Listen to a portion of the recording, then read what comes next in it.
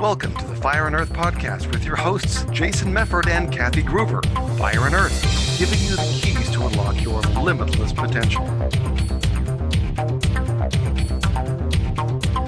Hey, everybody. Welcome back to another episode of the Fire and Earth podcast. I'm your co-host, Kathy Groover. And I'm Jason Mefford. And today it's just us, right? We usually have a guest, but I know we like to do a lot of these too, where it's just the two of us just talking with you. Just the two of us. Just the two of us. You and that's what we're going to do for the next 20 minutes. We're just going to sit here and sing and fill in, you know, when we can't remember the words for part of the song. Right? No, but we thought we'd come back in and talk a little bit about relationships as well.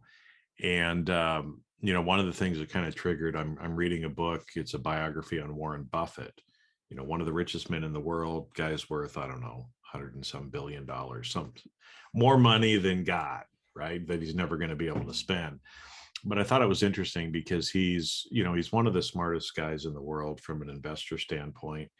He went to Columbia, studied under, Ivy League education, studied under, you know, great professors.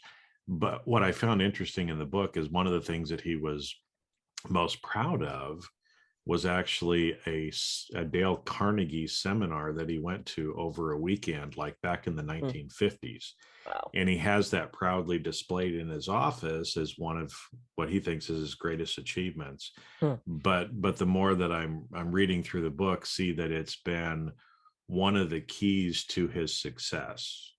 Not because he went to Dale Carnegie, but because what he learned there about relationships has carried through in his life in the way that he, you know, the author calls it, he Carnegized them. But, you know, when you think about it, you know, How to Win Friends and Influence People is a seminal book. Yeah. You know, from 100 years ago, that a lot of the things that are in there, and not to get into all the different things, but, you know, the idea that when you focus on relationships and you have good relationships, most of the other things you might consider challenges go away. Yeah. Or a lot of times when we think we have challenges, especially with another person, it's a relationship issue, and it's usually our fault, not theirs. Yeah. As well. Oh, and it's interesting that you say that, because I read a lot of relationship books because I coach a lot of people in relationship. I do couples coaching and that sort of thing. And one of the books that I was reading, and for a moment I was like, oh, I hate this. And one of the things the book said was I'm very paraphrasing, but something to the effect of every fight you ever had with your ex, everything they ever shouted at you in anger, everything they ever accused you of, there's a glimmer of truth in all of that. They could have phrased it better and they could have been kinder in their wording. But if you look at those criticisms that they had of you, truly look at them, there's some negative truth to it. And I was like, crap. But it's true. It's like, if I look back at all the fights, all the criticisms, there's a negative truth to it. Could it have been said kinder? Could it have been said in a better tone? Could it have been in a way that I would have accepted it more? Yes. And it was all true in some way, you know? So it's like, it sucks to look at that, because it does force you to hold up a mirror and go, oh, I did do that thing, or I do act like that, or I do say those things that way, or, you know, it's so difficult for us to look at ourselves that way, but we grow and evolve through those relationships. We can't do it alone. It's through relationships that we actually move forward and become a better person. Well, it's interesting that you use the word mirror, right? Because this is actually one of the tools that I teach people that I'm coaching, you know, from a leadership standpoint, because, you know, as a leader, you've got to have relationships with peers, with your people that are working for you, with your boss, and also with yourself, right? Which is a relationship that I know we've talked about before. But I'm telling people all the time, it's like, you know, the reason that person reacted that way, hold up a mirror, right? Because usually the world around you is just mirroring what you're doing. So yes, could that person have said it in a better, kinder, gentler way? Probably. But chances are the reason they said it the way they did is because that's the energy that you're putting off too, right? Yeah. And they're just reflecting back to you what you're doing or how you're showing up in the relationship. Yeah. And I know, especially as a guy that has gone through a divorce before, I hated going to couples counseling because it was always, I felt like that it was always about what Jason is doing wrong, Mm. right? Through the whole thing. But there's always two sides to it. And like you said, so much of the time when people have trouble with relationships, they want to try to fix the other person. Yeah. That'll never work, right? That's a broken strategy. But Hmm. if you worry about fixing yourself, Yeah. then our relationships tend to resolve themselves. Yeah. Yeah. I mean, that's true. You can't fix the relationship unless you're looking at yourself. And the other thing, and I think this was a Getting the Love You Want is the book that I really like, Harville Hendrix. And one of the things, I believe it was his book that he was talking about, was something I'm totally, oh my God, it like totally went out of my head. I like, in remembering his name, I forgot the point that I was going to make. That the reason we're in relationship, and one of the reasons that he was supporting like this concept of marriage, which I think is sort of going out of our society. I talked to so many people younger than us who were like, who needs to get married? I don't, marriage is started to be an outmoded thing. But one of the things he said was, when you're in that committed relationship, whether we call it marriage or not, you are then forced to work on yourself. You're forced to work on your relationship. Whereas if you just go, this is hard, I'm done, then you never get to evolve and grow yourself. So one of the things that he said was such a value in relationships was the ability to grow and work out all that parental shit that you couldn't do when you were a kid. You now get to work that out through a peer, through a spouse, through a partner. That's where he found the value in relationships. And I kind of thought about that and went, yeah, because, so much of our crap comes from our parents, the relationships we had, the way we were talked to, the way we spoke about ourselves. If we can work that out with a partner, then we start to grow and evolve, and we let those old wounds go. Well, and because a lot of the ways that we show up in relationships is the way that we've been indoctrinated or taught. And again, we learn that usually from our parents, right? And so that's why it's interesting, because here in the US we've got a big divorce rate. Bigger. I was shocked. The numbers are something like 50 to 60% first marriage, but it's like 75 to 80% on second marriage. Third marriage is like 90%. Oh, God. Yeah, it's just like, it's crazy, right? Because people just continue to carry their shit with them. They never fix themselves. They always blame and think the other person is the problem, when the whole time they were the one that needed to change, right? Yeah. And this came up because, again, some different people that I know, again, considering divorce, and some of the coaching that I've heard them receive, relates to things like the kids, because a lot of time people will say, well, I don't want to get divorced because of the kids. I want to hang out, and stay in the relationship, even though it's toxic, maybe emotionally abusive, physically abusive, whatever, for the kids' sake. And I'd never thought about it this way, but in hearing some of the coaching, the coach turns it back around and says, are you kidding? What do you think you're showing your children by staying in a relationship like that? Right? Because we're teaching our children, and they're going to then mimic us going forward. Yeah. And so that's why, again, we have generations of these things carrying on. Right. And so the reality is, we've all got our baggage. Yeah. Right. We all learned to be who we are based on what we were taught, what we were, what we saw as an example. Yeah. And it's up to us to change that or break the cycle if you want it to be different in your life, and, potentially if you have children or other people as well. Yeah. And I love that you say break that cycle, because I was talking to a girlfriend and she's doing the online dating thing. And she made the joke. She goes, I swear to God, I keep picking the same guy in a different shirt. Like, every guy I pick has the same personality, the same way he talks to me. He's overbearing. He's judgmental. He's negative. Why do I keep picking the same guy? And I said, what were your parents like? It was this, yeah. It was like, what are your parents like? And then I kind of, I'm like, she's going to throw something at me. What was that? What was modeled for you? And it turned out that it was sort of this perfect combination of both her mom and her dad. of these guys she was picking. And I said, you keep picking this because you've not dealt with that issue. And maybe it's going to take one of these guys to help you deal with that issue, or sit down with yourself, with a therapist, with a coach, with a whatever, and figure out why you keep picking a different guy in the, same guy, different shirt. Figure out why that's happening. What is underneath that? What do you need from that relationship? And maybe you can break that cycle. But it takes a lot of self-reflection. And it does take honesty of looking at yourself and your own flaws and faults and wounds. And that can be really difficult to do. Well, and especially because, like with your friend's example, if she's continually picking, right, guys that treat her the same way, typically there's usually something within ourselves, right? Because and it gets deeper, and as a hypnotherapist, this as well too, right? And coaching people, that a lot of times when we keep attracting the same thing that we say we don't want, that's consciously we're saying we don't want it, but there is some subconscious reason why we keep wanting to attract it.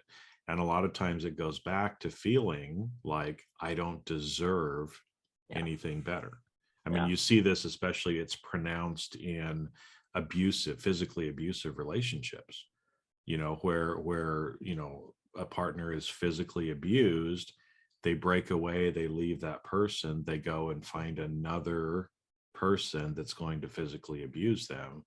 Often because it's, again, they get caught in their shit, and they feel like that's what I deserve. And until they change that about themselves, until they come up with a different story, love themselves more, and realize they do deserve somebody who actually loves them and doesn't hit them. Every human deserves that. Until they come to that realization, they tend to keep going through that pattern. And it's hard. It's really hard to step out of that. We're talking about this, both of us, in very loving, supportive relationships right now. I'm divorced as well. I know how hard it was to step out of that. And I was in a pattern of not physical abuse, but of some psychological bullshit and gaslighting and some narcissistic stuff. And it people go, oh my God, you're the strongest woman I know. Why would you put up with that? Well, I had to deal with all of that shit that got passed down from my family, that those patterns that were ingrained in me. I don't want to be the bad guy. I don't want to make waves. Your opinions don't matter. You're not worth blah, blah, blah, blah. That's all stuff that was programmed in me since I was a kid. And what was so great is now being able to look back at that relationship and see, where can I grow from that? What have I learned from that? What can I take good out of that experience into my future relationships? And while I was single and doing the dating thing, there were red flags that popped up immediately where I went, you know what? It's been so great to know you. This is just actually not a good fit. So I'm gonna not see you anymore. And I never had the strength to do that before. So it's like I got to grow through that. And then I'm also finding that affecting my business relationships and my coaching relationships. And, to quote again, my uncle, of what he's an amazing salesman, sales his entire life. If they like you, they'll see you. If they trust you, they'll buy from you.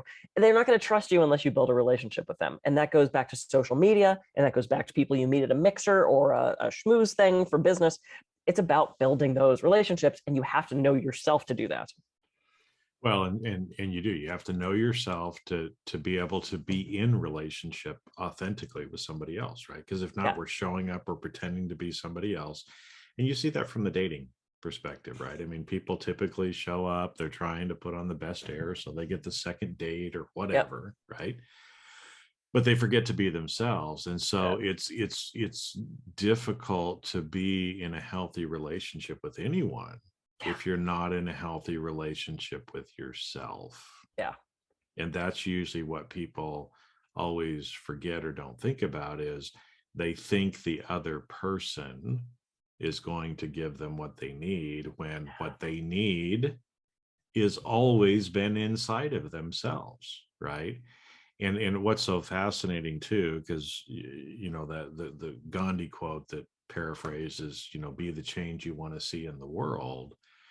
So many people are trying to change the world, or want to change the world, or want to change the relationship they have by changing the external environment.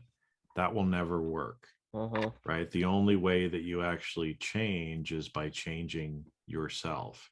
Yeah. And as you change, again, back to that mirror, the world will start to reflect back how you are changing. Yeah. And so literally the world around you will start to change. People who have been, Mhm. challenges in the past all of a sudden will not be so challenging. Yep. But it really has to start with us, ourselves. Yeah.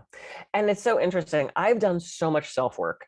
I mean, my mom died when I was young. I know you dealt with some loss when you were young as well. That kind of forces you to really look at yourself. And you can take it one of two ways. You ignore it and kind of rebel and never pull it out of the box and go one way. Or it makes you go, you know what, I'm going to think about this and I'm going to reflect on this. And this is interesting. And I say that because I had an interesting experience. We were just in Turkey and we went to Mother Mary's house, which was so cool. It was allegedly where she spent the final last 3 to 5 years of her life. And it was up on this mountaintop and it was this teeny little house. And there's a nun in there making sure that people just walked through. I mean, literally it was like maybe 15 feet from the beginning to the end of this house. And it was cordoned off with ropes. And I stepped into the house. I'm a huge fan of Mother Mary. And I stepped into the house and I was like, oh my God, I want to stay in here like all day. Like I want to sit down and meditate. This is the kind of thing I want to like drink in. I don't want to just walk through. But there was a bunch of people, a tour bus had just gotten there and there's people behind me. And I'm like, I guess I'm just walking through. So we get to the end and I said to my boyfriend, I went, I kind of want to go spend more time in there. And he said, well, then, go back in. I'll wait. There was nobody in line. There was nobody in there. I step in the door and I just close my eyes and I kind of open my hands. And I just kind of stand there and I could hear people coming behind me. And I kind of went, ugh. And I turned and look and there's people coming. So I started to walk through and the nun goes, and she moved the ropes and created this little pocket on the side. And she kind of stood me there so that I could stay in and experience this thing that I clearly wanted to be experiencing. And the people could go by me. And I was like, thank you so much. And I stood there and I closed my eyes. I meditated for maybe like 3 to 5 minutes. And I realized I probably should go. I can't stand in here all day. And I walked out and Eric said, how was it? And I said, it was so amazing. This woman like moved the ropes because she could see that I wanted to be in there. And he said, do you notice people do things like that a lot for you? And I said, what do you mean? And he said, we've been so many places where complete strangers give you opportunities like that. They give you a special thing because they see how amazing you are. They see how you project yourself to the world and people want to do things like that for you. And I'm just like, oh my God. I mean, like it suddenly struck me of because of what I project and my kindness and how I am to people, just how I am as a being, others recognize that. And I get these incredible opportunities and these experiences that most people don't get to have. And I really think it's a product of all of the work that I've done on self and who I am as a person. Well, and it's you being, right? Because again, that nun, when you went in, she could sense the energy and why you were there. She knew. Yeah. She knew. Yeah. And you were there for a particular purpose with a particular intention. You'd set an intention as well. And she knew you weren't the normal noisy tourist who's just there on the tour bus, doesn't give a flying fuck about this. Yeah, find a walk through, but somebody who's really there and being who you are, the world opens up to us. I mean, that's a real life example of manifestation, folks. Well, and I was just going to say, you have to know what you have to go for what you want and make a different choice, because I got to the end. We very easily could have just met our driver and left. And I sat with myself for a second, I want to go back in. And so I did that. I took action because, when we were talking about with Victoria Gallagher, who does all the manifestation stuff, you still have to do something. You can't just sit around and just manifest. You can't just sit around and visualize. You actually have to take action. And I think part of that is the ask. I went back in there expecting to have that experience. Another really weird example. So we're going to Las Vegas for New Year's, and there's an event we want to go to at a place called Area 15. And I've been checking every day. When are tickets going on sale? When are tickets going on sale? When are tickets going on sale? And the tickets were up. I'm like, yes. I click on the thing. It says pre-sale over. and there was no other way to buy tickets. So I'm like, well, crap, how do I? So I get on the website, which leads me to the Facebook page, me doing the work, taking action. And I end up messaging them. And I said, hey, do you know when tickets are going to go on sale? They said, pre-sale's on right now. And I wrote back and I said, oh, unfortunately, it looks like I missed that. The button says pre-sale's over. Really disappointed, wanted to get the tickets at this price. And the woman goes, I turned it back on for you. Go buy them now. And I went, what? And I turned to Buck, because Eric's usually sitting behind me, and I said, oh my God, they turned the pre-sale back on for me. And he goes, what? And I said, we just... No, I was expecting he was going to say, of course they did, Kathy. But it's like, because I inquired and I asked and I made my disappointment, I was like, hey, I really kind of wanted to do this. And we'll turn it back on for you. And I got the tickets at a so much better price than what I would have had I waited for the actual sale ticket. And it's like, it's about asking, it's about presenting yourself, it's about being authentic. I wasn't a dick about it. I was like, I was like, hey, oh, that's a bummer. I was hoping to get these tickets. It looks like it's closed already. And change opened up for me. Well, and again, it's because you've chosen to change yourself. The world around you changes to match what you're doing. Yeah. Now, please, whoever's listening and you're going, well, Kathy's an asshole. Okay, there are moments I'm impatient and I'm judgmental and I'm a jerk and I'm rude to people on the freeway. There are moments that I have that. I'm trying so hard to make different choices. I'm trying so hard to stay in that presence and in that stillness and in that change. It's a constant struggle. It's a constant struggle. You can do it. It takes work. It really does take work. Yeah, it does. And again, I mean, it shows that, again, relationships are important, relationships with other people.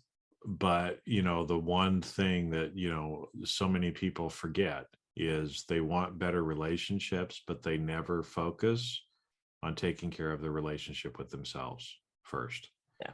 If you take care of that first and you become that kind of person, the other stuff around you tends to just fall in line. Just like these couple of examples that you have talked about here. But, if you're kinder, you will see other people around you be kind as well. Yeah. If you are loving to people, you will see people around you be more loving.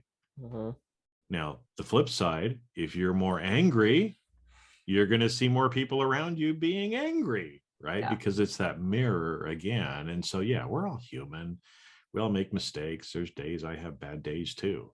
But the more we can try to be in that place where we want to be and emitting that love and, being in healthy relationships with other people and with ourselves, the more we're going to see those things around us.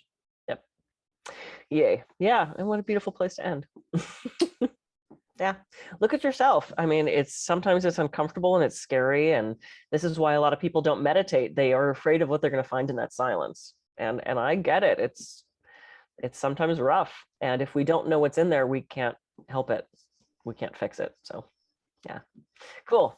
I am Kathy. Oh, you have anything last to say before Oh, I think that's probably a good way to end it. Because again, it's one of those where, again, we weaved and wove a little bit, but, again, as you listen to this, there was something that jumped out at you that's going to make your life better today. Yeah. And so, next time you listen to this, there's probably going to be something else that's going to pop out that's going to make your life better that day. And so we're just here to serve and spread the love that we're trying to share as well. So. Yeah, I love it. You're fabulous, Jason. I appreciate you. I appreciate you. All right. I am Kathy Groover. I can be reached at kathygruver.com. And I'm Jason Mefford. I can be reached at jasonmefford.com. So go out and have a great week. Catch you on the next episode of the Fire and Earth podcast. See ya. See ya.